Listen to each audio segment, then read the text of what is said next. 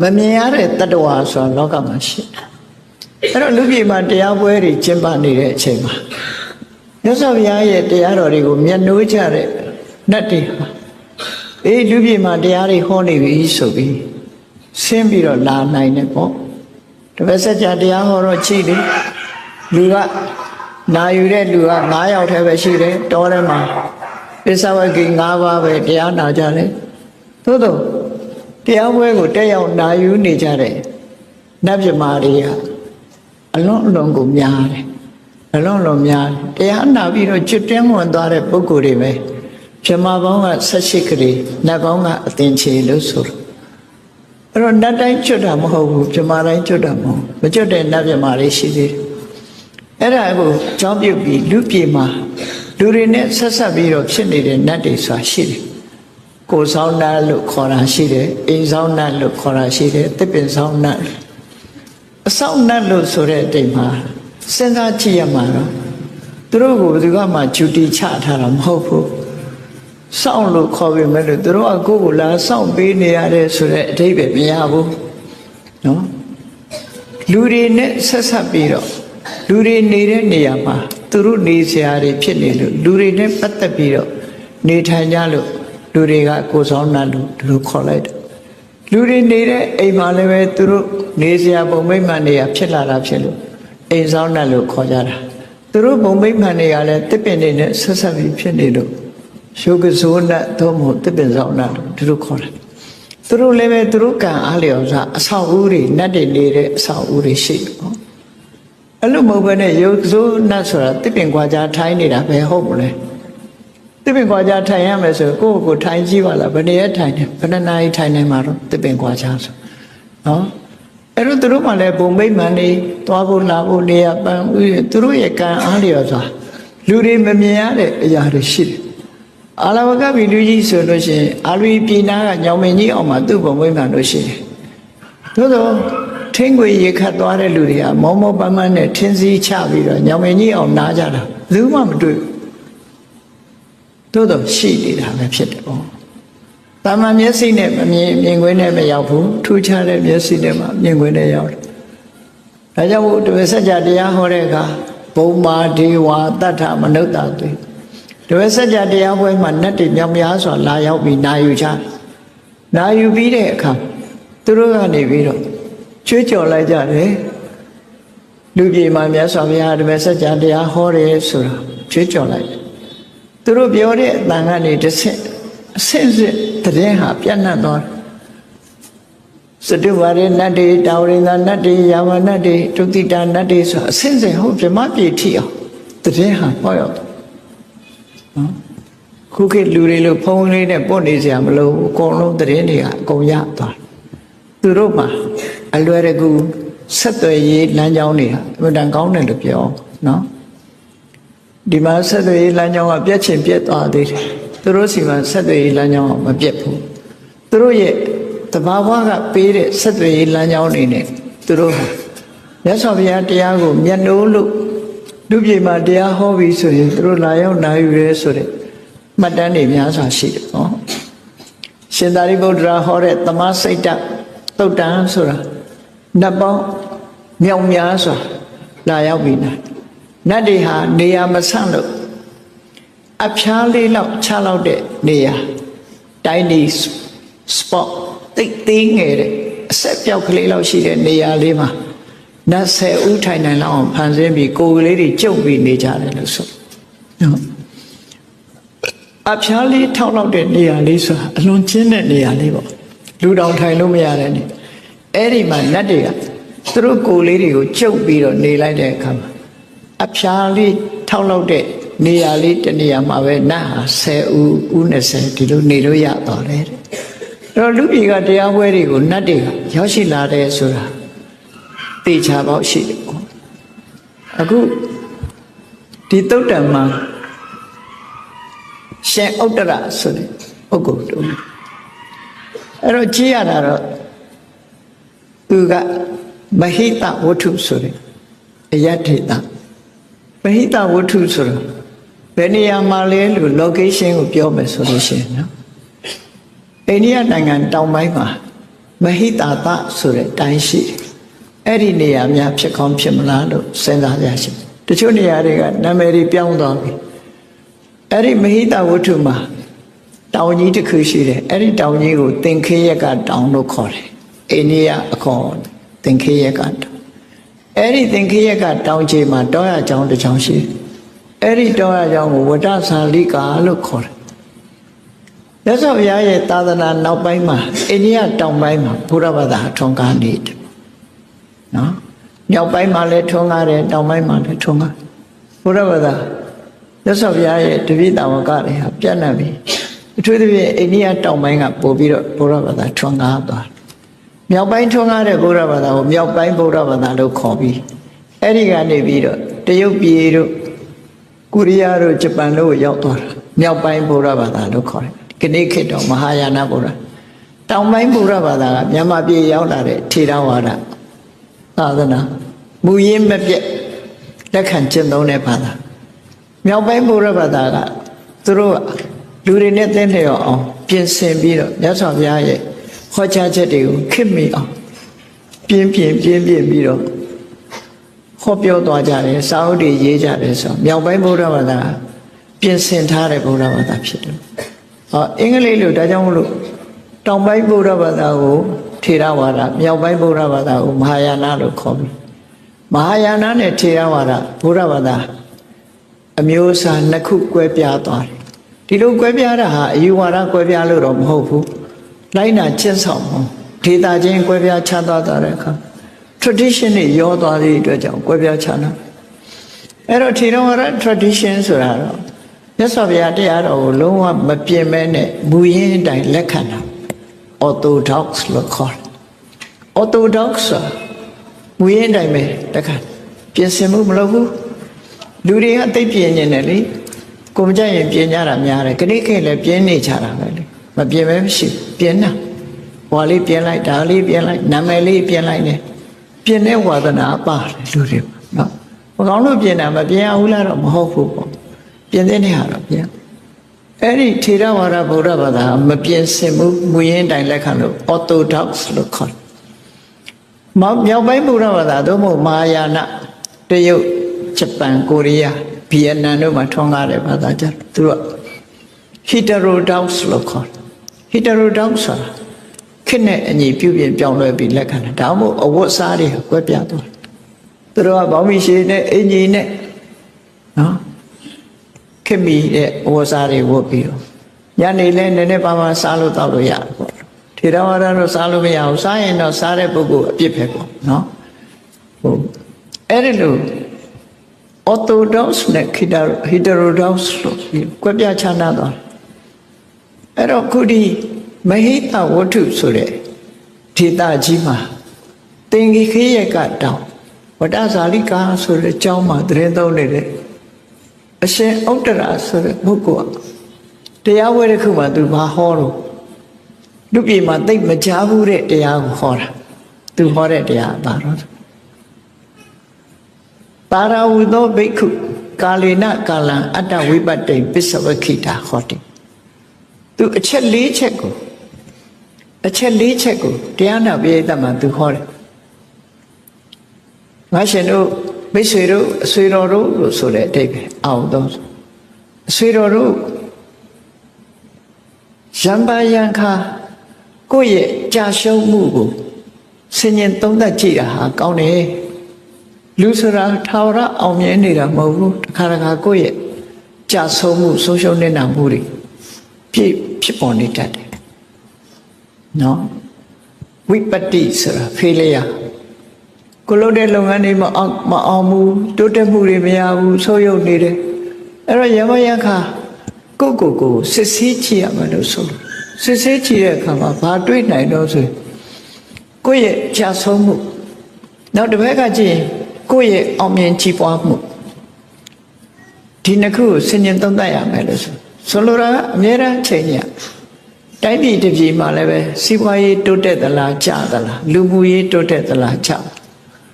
ကျမရေးအခြေအနေတွေတိုးတက်မှုရှိသလားကျသလားစစ်ဆေးပြီးတော့အများအားကြည့်မှသိတယ်ကိန်းကနန်းနေနဲ့အများအားစစ်ဆေးကြ အဲ့ဒီလိုမစစ်ဆေးပဲနဲ့ဖာတိပါဒနေဘာမှသိမှာမဟုတ်အဲ့ဒီလိုတပည့်တပည့်စီးပွားရေးပဲဖြစ်ဖြစ်လူမှုရေးပဲဖြစ်ဖြစ်ကျန်းမာရေးပဲဖြစ်ဖြစ်ပညာရေးပဲဖြစ်ဖြစ်စစ်ဆေးလေ့လာနေရအဲ့ဒါကိုပစ္စဝက္ခိတာဆင်ញင်သုံးသပ်ကြည့်ရမယ်အဲ့တော့ကိုယ့်ရဲ့အောင်မြင်မှုဆင်ញင်သုံးသပ်ရမယ်ကိုယ့်ရဲ့ကြာဆုံးမှုဒီဆုံးမနစ်နာမှုတွေကြည့်ရမယ်ထို့တူပဲတခြားပုဂ္ဂိုလ်တို့ရဲ့ကြာရှုံးမှုတခြားပုဂ္ဂိုလ်တို့ရဲ့အောင်မြင်ကြည်ပွားမှုတခြားလို့ဆိုလိုက်ကြတယ်ကိုယ်နိုင်ငံရဲ့အောင်မြင်မှုတခြားနိုင်ငံရဲ့အောင်မြင်မှုကိုယ်နိုင်ငံရဲ့ဆုပ်ယုပ်နေမှုတခြားနိုင်ငံရဲ့ဆုပ်ယုပ်နေမှုဆိုအဲ့ဒါလို့အရာရာကိုနှိုင်းရှင်သိနိုင်အောင်ယံပါယံခါဒါတွေဟာစစ်ဆေးတိုင်းထားပြီးတော့အဖြေထုတ်တဲ့နယ်လို့ဒီတရားဟောလိုက်တယ်သူဟောတဲ့တရားပါဠိလိုကြတော့တာရာဝုသောဘိက္ခုကာလေနကာလံအတ္တဝိပတ္တိပစ္စဝခိတာကာလေနကာလံအတ္တပရတ္တဝိပတ္တိပစ္စဝခိတာကာလေနကာလံအတ္တတမ္ပတ္တိပစ္စဝခိတာကာလေနကာလံပရတ္တမ္ပတ္တိပစ္စဝခိတာဒီအချက်၄ချက်မိမိနဲ့ပတ်သက်ပြီး၂ချက်သူတစ်ပါးနဲ့ပတ်သက်ပြီး၂ချက်ကိုတယောက်တည်းကြီးမဖြစ်ဘူးပတ်ဝန်းကျင်ကိုလည်းကြည့်ရမယ်လို့ဆိုအဲ့ဒါလို့လောကကြီးကိုဆင်ခြင်သုံးသပ်ကြည့်တာဟာကောင်းတယ်လုတ်တဲ့တယ်လို့ဆိုတဲ့စကားဟောအဲ့ဒီအချိန်မှာမြောက်အယမျက်နှာမှာတာဝန်ယူပြီးတော့လူတွေမမြင်ရတဲ့သရဝါတွေကိုအုပ်ချုပ်နေတာကဝိတ္တဝဏနမင်းတို့ခေါ်တယ်ဝိတ္တဝဏနမင်းဟာမြောက်ပိုင်းမှာသူကတာဝန်ကျပြီးအဲ့ဒီမှာအုပ်ချုပ်တယ်ဘလူတွေကိုအုပ်ချုပ်တယ်နမင်း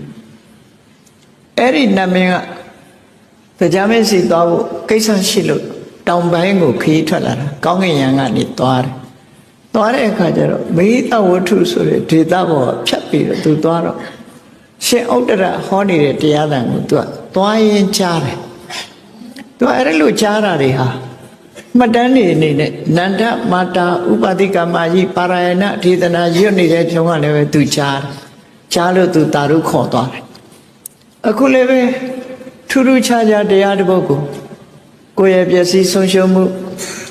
ကိုယ့်ရဲ့အောင်မြင်ကြည်ပွားမှုသူတော်ဘာရဲ့ပျက်စီးဆုံးရှုံးမှုသူတော်ဘာတို့ရဲ့အောင်မြင်ကြည်ပွားမှုကိုယံမယံခါဒီဆင်ញင်သုံးသပ်ကြည့်တာကောင်းတယ်ဆိုတဲ့ထူးခြားတဲ့သူရဲ့ဟောပြောချက်ကိုကြားလိုက်တဲ့အခါသေချာနားထောင်ပြီးတော့ဒီတရားသူတစ်ခါမှမကြားဘူးဆိုပြီးတရားမင်းကြီးစီတက်လျှောက်သွားပြီးတဲ့အခါသွားပြီးတော့စင်ခန္ဓာတင်တယ်ပေါ့ခုခေတ်လို့သတင်းပို့လိုက်တယ်ရှင်တရားမင်းမဟိတဝတ္ထုကသင်္ခေယကတောင်ဝတ္တဇာတိကကျောင်းမှာအရှင်ဥတ္တရဆိုတဲ့ကိုတော်ကအခုလိုတရားတွေဟောနေတယ်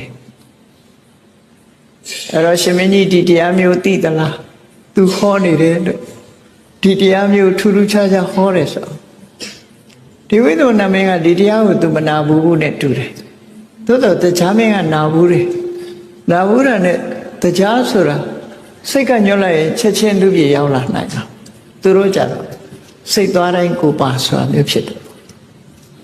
တရားပွဲကိုချက်ချင်းရောက်လာပြီးရှင်ဥတ္တရကိုသူကအယုသေပေးမတ်တက်ရပ်ပြီးတော့မေးတာအရှင်ဘုရားဒီလိုတရားဟောတယ်ဆိုတာဟုတ်သလားဒီချက်၄ချက်နဲ့တရားဟောတယ်ဆိုတာဟုတ်လားဆိုဟုတ်ပါတယ်တဲ့ဒါဖြင့်ဒီတရားဟာအရှင်ဘုရားရဲ့ကိုယ်ပိုင်အတွေးနဲ့ကိုယ်ပိုင်ဉာဏ်နဲ့ဟောတဲ့တရားလားသို့မဟုတ်မြတ်စွာဘုရားကိုယ်တိုင်ဟောခဲ့တဲ့တရားလားသူမေးခွန်းလေးအဲ့ဒါပဲနော်အရှင်ဘုရားခဏခေတ်မှာလည်းတရားဟောနေတဲ့ဘုန်းကြီးတွေရှိတယ်လေ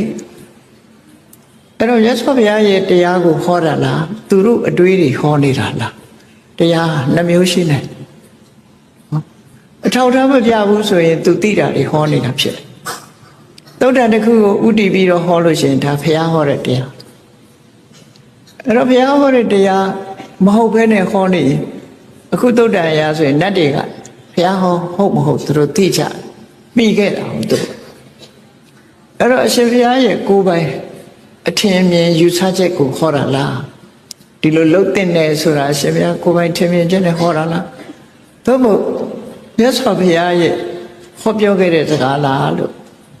မေးတဲ့အခါကျတော့ရှင်ဥတ္တရာကတရားမင်းနဲ့ဥပမာတစ်ခုပြောပြရစီဥပမာနဲ့ပြောရင်ပို့အဓိပ္ပာယ်ရှင်းပါတယ်တဲ့ရွာကြီးတစ်ရွာဏိကုံးကြီးတစ်ခုလူတွေဟာအဲ့ဒီရွာကြီးတွေကဏိကုံးကြီးရဲ့အပြင်ဘက်ကျယ်ဝန်းလာတဲ့စပါးကင်းကြီးရှိတယ်အဲ့စပါးကင်းကြီးရိတ်သိမ်းပြီးတော့စပါးပုံကြီးပုံထားတယ်ရွာတွေကဏိကုံးကလူတွေဟာစပါးတွေကိုမိမိတို့တနိုင်တစ်ပိုင်းတောင်းနေနဲ့ထမ်းမိုးတွေနဲ့ထမ်းလို့ခေါင်းနဲ့ရွက်လို့စပါးတွေတဲလာကြတယ်အဲ့ဒါလို့တဲလာလို့ရှိရင်မင်းတို့စပါးတွေဘယ်ကတဲလာကြတော့လို့မေးလို့ရှိရင်ဟိုးစပါးပုံကြီးကတဲလာတယ်လို့ပြောကြမှာအဲ့ဒါလို့ပြောတာပြောမှာပဲမဟုတ်လားတဲ့စပါးပုံကြီးလည်းမြင်နေရတယ်အဲ့စပါးပုံကြီးကပဲအားလုံးဟာစပါးတွေတဲလာကြတယ်ဆိုတော့တရားမင်းကြီးကဟုတ်တာပေါ့စပါးပုံကြီးကပဲအားလုံးတဲလာကြတယ်လို့ဖြေမှာပါတဲ့အဲ့ဒီအတိုင်းပဲတဲ့ဘုန်းကြီးတို့တွေဟောသမျှတရားတွေယံကိစီသူပါတိတံမမှန်ကန်ကန်နဲ့ဟောပြောတဲ့တရားဓမ္မတွေမှန်သမျှဟာမြတ်စွာဘုရားဟောတဲ့ထဲကနေပြီးယူပြီးတော့ငါတို့လည်းဟောတယ်တခြားပုဂ္ဂိုလ်တွေလည်းဟောတယ်လို့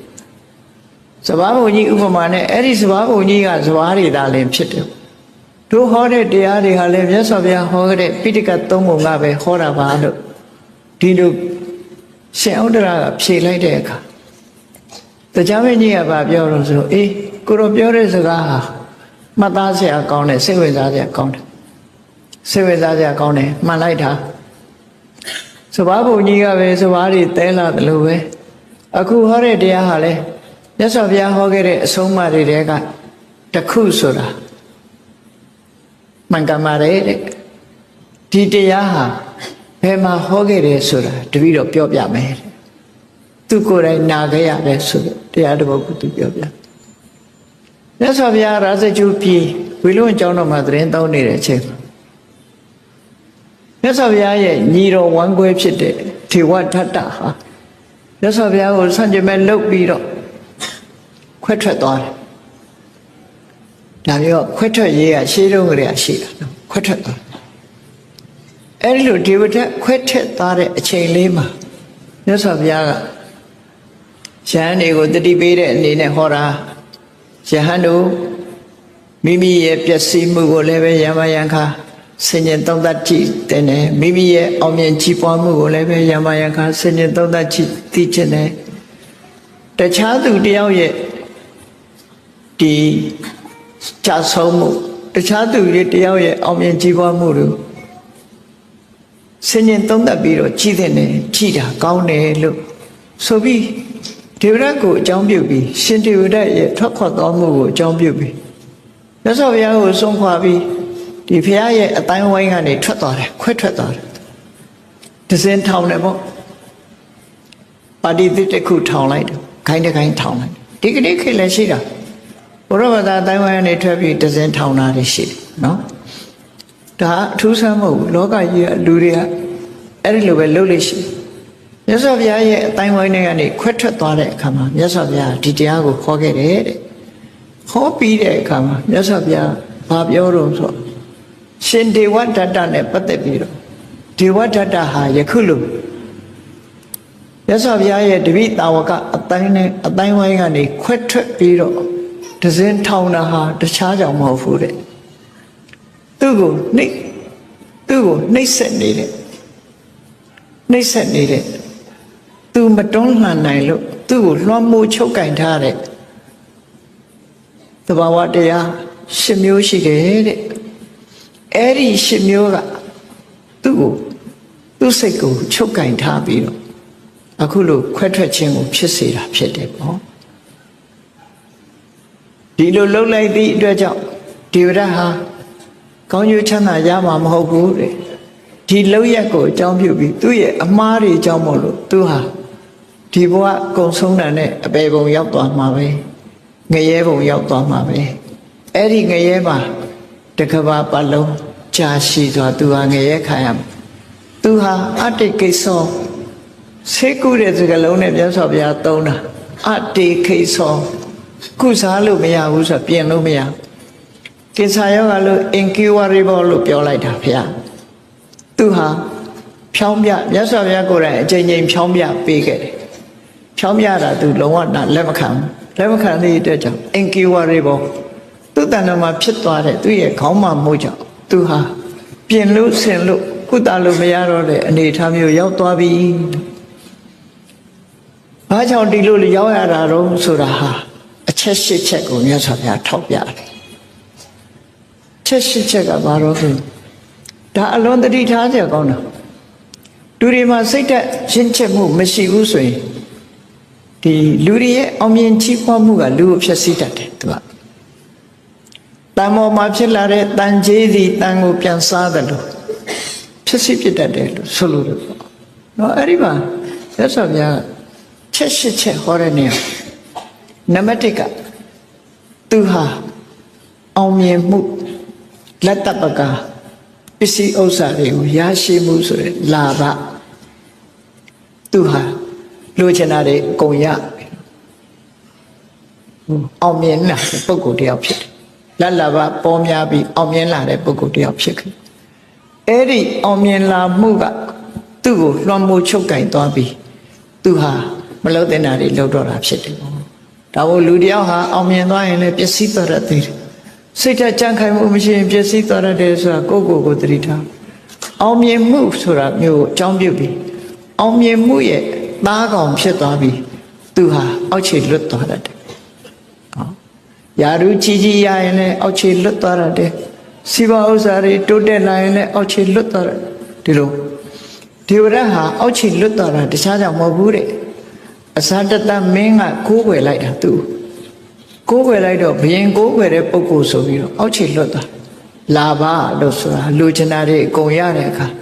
ငါကွာလို့ဆိုပြီးတော့လက်မထောင်းလာအဲ့ဒီလက်မထောင်းလာမှုကသူ့ကိုလွှမ်းမိုးနှိပ်စက်သွားသည်ဒါကိုမတွန်းလှန်နိုင်မယုံထွက်နိုင်သည့်အတွက်ကြောင့်သူဟာဒီအခြေအနေမျိုးကိုရောက်သွားတာနောက်တစ်ခုကတော့အလာဘသူလာဘရလာတော့ကခြေနှက်တယ်လို့မရဘူးဆိုရင်သူကမခြေမနှက်တယ်ဖြစ်တယ်လူတွေဟာအဲ့ဒါလိုပဲရတဲ့အခါမှာတပြုံပြုံမရတဲ့အခါမှာကြတော့သူတို့ဟာတငုံငုံနဲ့ depression ဆိုတာဖြစ်တယ်လူတွေမှာအောင်မြင်ကြီးပွားမှုကိုရလာပြီဆိုလို့ရှိရင်သူကမော်ကြွားလာတယ်ကြာဆုံးမှုနဲ့ကြုံပြီဆိုရင်ကိုယ့်ကိုယ်တတ်သိကျင်လောက်အောင် depression ဖြစ်တယ်စိတ်ဓာတ်တွေကြဆွတ်တွေဖြစ်လာစိတ်ဖိစီးမှုတွေဖြစ်လာအဲ့တော့အောင်မြင်မှုကိုရတာကိုလည်းအောင်မြင်မှုရခြင်းကလည်းသူ့ကိုလွှမ်းမိုးသွားတယ်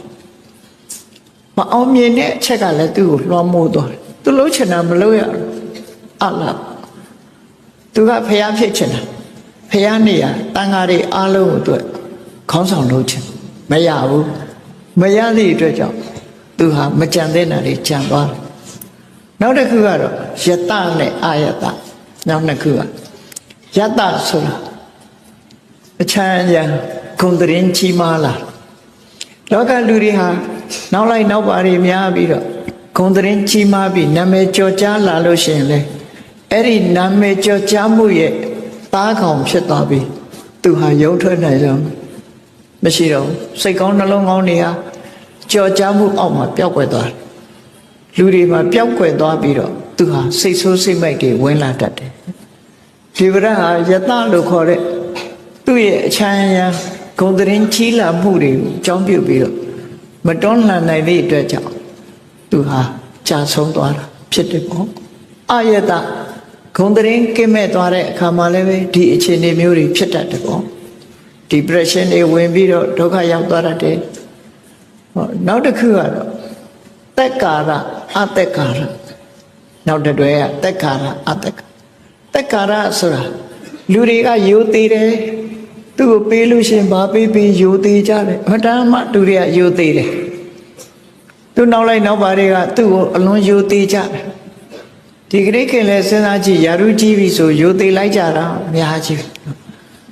ပစ္စည်းဥစ္စာတွေကြွယ်ဝချမ်းသာတဲ့လူနောက်ကလိုက်တဲ့လူတွေကလည်းယူသိလိုက်ကြတာနော်တယုတတိတလေးအဲ့ဒီအများရဲ့ယူသိခံရမှုဟာလည်းပဲကိုယ်စိတ်ကအဲ့ဒီရဲ့လွှမ်းမိုးမှုကိုခံရပြန်လို့ရှင်လေလူဟာစိတ်ဓာတ်တွေမောက်မာလာပြီးတော့အောက်ခြေလွတ်သွားပြတ်တယ်လွတ်သွားတယ်အဲ့ဒါလိုမဟုတ်ဘူးစัจจิမဲ့ဖြစ်လာပြန်လို့ရှင်လေလူရဲ့စိတ်ဟာတစ်မျိုးတစ်မျိုးပြောင်းသွားတယ်အတ္တကာရ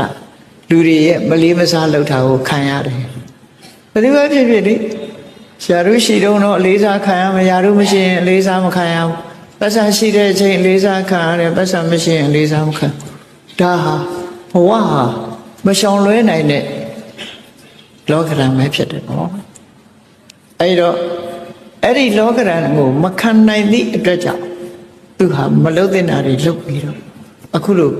ပျက်စီးဆုံးရှုံးမှုဖြစ်သွားတာဖြစ်တယ်လို့လာဘအလာဘယတအာယတတက္ကာရအတ္တကာနော်6ခုနောက်ပြီးတဲ့အခါကျတော့မြတ်စွာဘုရားပြောတယ်ပါပိဿအဆိုးဆုံးကတော့သူဟာစိတ်ကောင်းနှလုံးကောင်းမရှိဘူးစိတ်ကောင်းနှလုံးကောင်းမရှိဘူးအမှန်တည်းတယ်ပါပိဿဆိုတာအောက်တန်းကြတဲ့လူအင်ဆန္ဒခေါ်တယ်ပါပအိဋ္ဌာ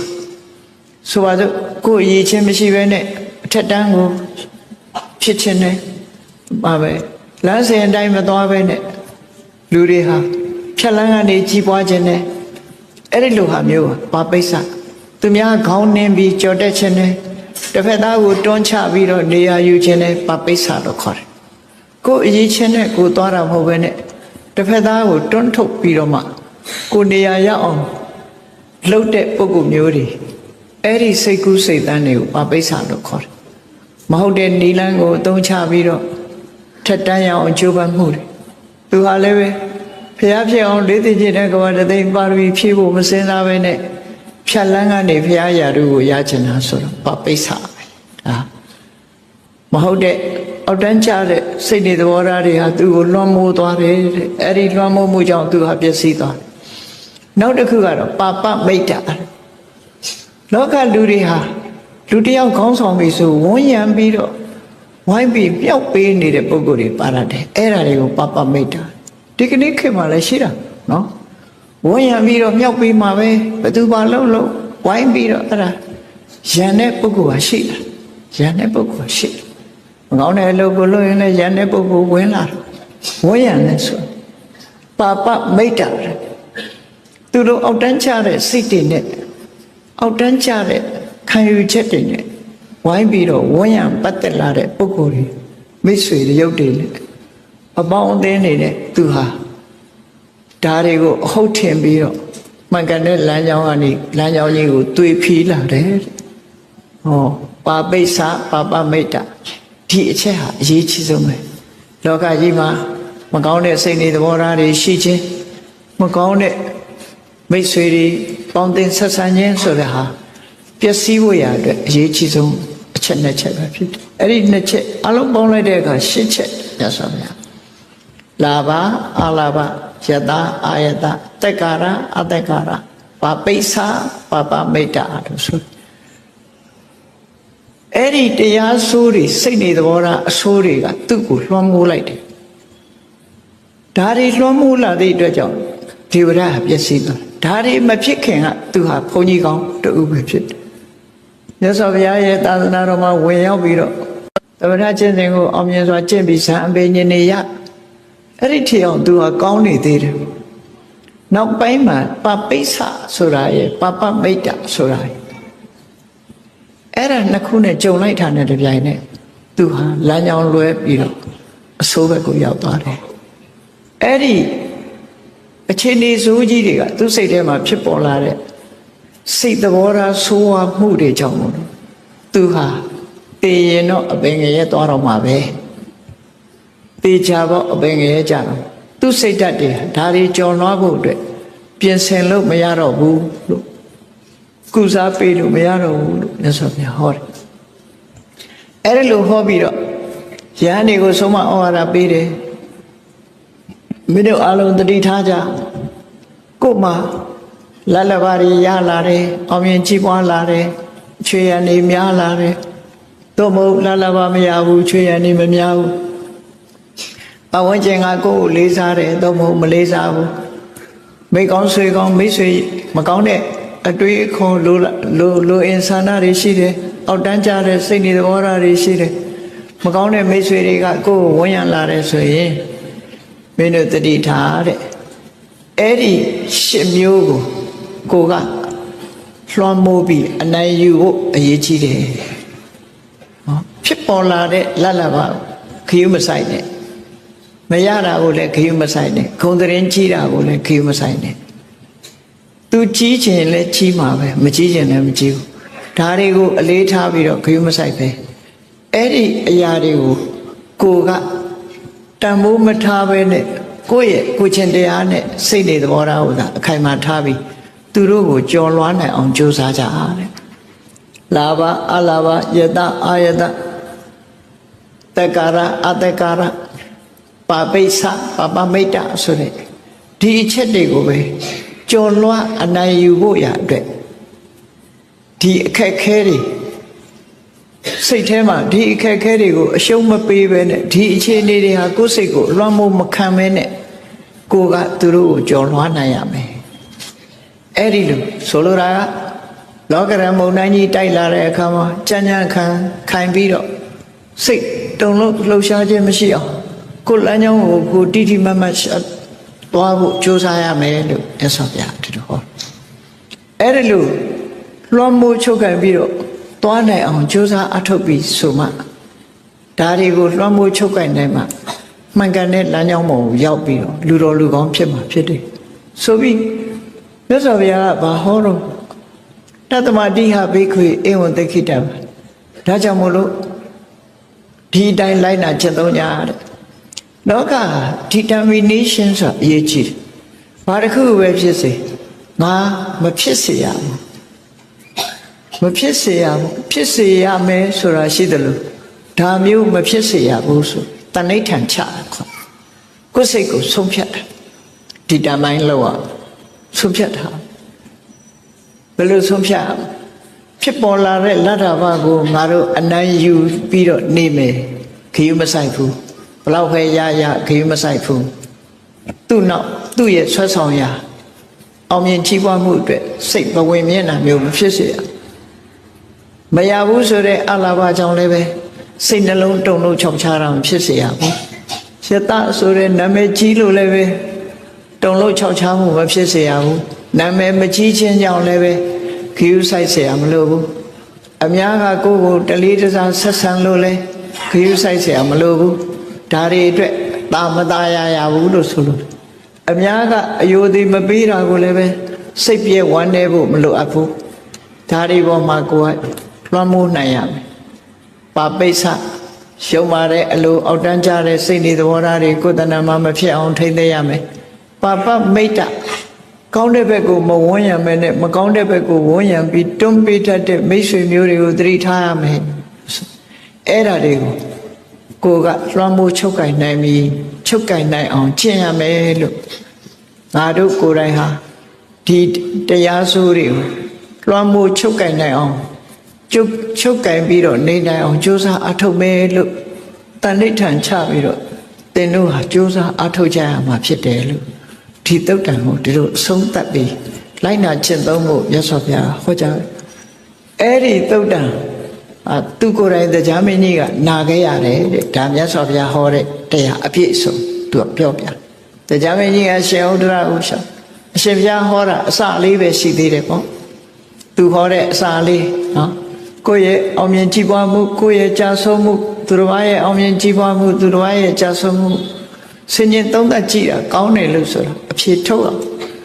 အဲ့ဒီတုတ်တန်နဲ့ပတ်သက်ပြီးမြတ်စွာဘုရားအပြည့်အစုံဟောတာဟာအခုလိုဖြစ်တယ်ဆိုပြီးဏိဌာန်ကနေဏိခုံးထိရှင်ဥဒ္ဒရတရားမင်းကြီးကသူကိုယ်တိုင်နာရတဲ့တရားကိုပြန်ပြီးတော့ရှင်းလင်းဟောကြားရှင်းလင်းဟောကြားပြီးတဲ့နောက်မှာတရားမင်းကြီးကဘာပြောသွားတော့ဆိုရင်အရှင်ဥဒ္ဒရတဲ့လူလောကမှာဟောဒီမြတ်စွာဘုရားရဲ့အဆုံးအမတရားတော်တွေဟာဘုရားကိုယ်တိုင်ဟောခဲ့တာဖြစ်တော်လဲပဲဒီတရားကိုမှတ်သားထားတာ မရှိတော့ဘူးတဲ့ပြည့်ပြည့်ဝဝမှတ်သားထားတာမရှိတော့ဟောဘိက္ခုဘိက္ခုနီဥပါဒကဥပါဒိကာဆိုတဲ့ဘုရားဘာသာအတိုင်းဝိုင်း၄ခုကြားမှာဒီတရားကိုပြည့်ပြည့်စုံစုံသိနာလဲစွမ်းမရှိကြတော့ဘူးဒါကြောင့်မို့သူကတိုက်တွန်းတယ်ဟောဒီမြတ်စွာဘုရားရဲ့အဆုံးအမတရားတော်ဟာဒီကြီးပွားတိုးတက်မှုအတွက်အလွန်အခြေခံကြတဲ့တရားဖြစ်တယ်ဒါကြောင့်မို့အရှင်ဘုရားတပည့်တော်ပြောတဲ့အတိုင်းမှတ်ထားပါတပည့်တော်ပြောတဲ့အတိုင်းသင်ပါတပည့်တော်ပြောတဲ့အတိုင်းလဲရှင်တဲ့နှလုံးထဲမှာဆွဲအောင်မှတ်ပြီးတော့တခြားပုဂ္ဂိုလ်တွေကိုလည်းပဲတဆင့်ဟောပြောပေးပါဒါမြတ်စွာဘုရားကိုယ်တိုင်ဟောခဲ့တာသူကိုယ်တိုင်နာခဲ့ရပါတယ်လို့တရားမင်းကြီးကဒီသုတ်တန်ရဲ့ဏိကုံးမှာဒီလိုလျှောက်ဒါကြောင့်မို့ဒီသုတ်တန်ဟာလူလောကလူတွေရဲ့ကြားမှာမှတ်သားထားခြင်းသင်ယူထားခြင်းမရှိကြဘူးမေ့သွားမြတ်စွာဘုရားတရားတော်တွေဟာဒီလိုပျောက်ကွယ်သွားတာတွေလည်းအများကြီးရှိနိုင်တယ်ပေါ့ဘာလို့လဲဆိုရင်45နှစ်ဟောထားတဲ့တရားတွေဟာအလွန်များတယ်အားလုံးကိုမှတ်တမ်းတင်နိုင်တာမဟုတ်ဘူးနော်အခုလောက်ရထားတာဒီပင်လည်းကံကောင်းတယ်လေဘာသာတရားတွေထဲမှာမြတ်စွာဘုရားရဲ့အဆုံးအမတရားတော်တွေဟာကြီးမားသောဓုတယ်ရှိတယ်ဘာသာတရားစာမျက်နှာ300ပတ်ဝန်းကျင်ဥယျာဉ်40နဲ့ဒီကနေ့ခေတ်မှာရိုက်နှိပ်ဖို့ပြီမြန်မာအခရာနဲ့ရိုက်နှိပ်ပြီးတော့ပါဠိဘာသာနဲ့ရေးသားထားတာရှိပေါ့အဲ့ဒါလောက်ပဲမှတ်တမ်းတင်နိုင်တာဒီတဲ့မှတ်တမ်းမတင်နိုင်တာတွေအများကြီးကြံရစ်တယ်မြတ်စွာဘုရားကိုယ်တိုင်ကလည်းပဲငါသိတာနဲ့ငါဟောတာဘလောက်ကွာခြားလဲလို့ဆိုရင်မြတ်စွာဘုရားတော်ထဲမှာဒီတိမ်တပလို့ခေါ်တယ်ရှင်းတိုက်လို့ခေါ်တယ်သို့တော့ဘုန်းကြီးတို့တီဟိုမှာနေတော့ကတီဟိုဘုန်းကြီးတစ်ပါးနဲ့တိမ်တပဆိုတာဘယ်ဟာခေါ်တော့ဆိုတီဟိုဘုန်းကြီးတွေကခေါ်တဲ့အပင်ကိုပြတဲ့အခါမှာသူတို့ပြတဲ့အပင်ကဗမာပြည်မှာယူစနာလို့ခေါ်တယ်မောက်ခိတောလို့ခေါ်တယ်အဲ့ဒီပန်းပင်မျိုးနော်ယူစနာပင်ဆိုရင်လည်းတချို့သိလိမ့်မယ်စကိုင်းတောင်ရိုးမှာတော့မောက်ခိတောလို့ခေါ်တယ်အဲ့ဒီအရွက်လက်မလက်သေးလောက်ပဲရှိတယ်အရွက်ကလေးတွေနဲ့ခတ်ချွန်ညွန်အပွင့်ပွင့်လေးတွေကမွေးတယ်ဟောခိတောပင်လို့လည်းခေါ်တယ်ယူစနာပင်လို့လည်းခေါ်တယ်အဲ့ဒီအပင်ကိုတိမ်တပါလို့ပါဠိလိုခေါ်တယ်မြန်မာစာပေထဲမှာတိမ်တပါကိုရင်းတိုက်လို့ခေါ်တယ်အဲ့ဒီရင်းတိုက်တော်လွန်ရှင်းသည့်အတွက်ကြောင့်ဘာလေးပြောလိုက်